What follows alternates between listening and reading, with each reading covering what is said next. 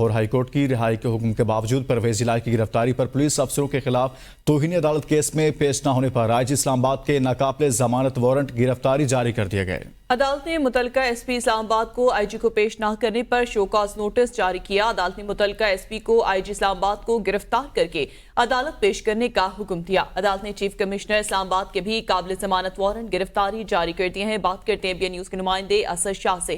جی اسد شاہ، آگاہ کیجیے گا اس حوالے سے۔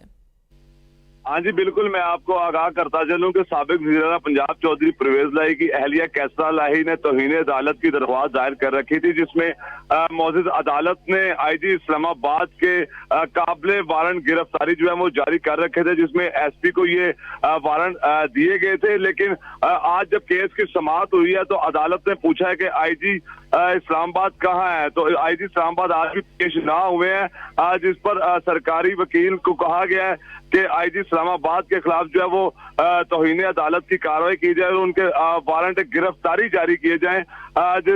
لاہور ہائی کورٹ نے آج آئی جی اسلام آباد کے وارنٹ ناقابل ضمانت گرفتاری جاری کر دی ہیں، اور اس کے ساتھ ہی میں آپ کو آگاہ کرتا چلوں کہ عدالت نے چیف کمشنر اسلام آباد کے بھی قابل ضمانت وارنٹ گرفتاری جاری کر دی ہے۔ عدالت نے ایڈیشنل آئی جی اسلام آباد کو عمل درآمد کروانے کی ہدایت بھی کر دی ہے۔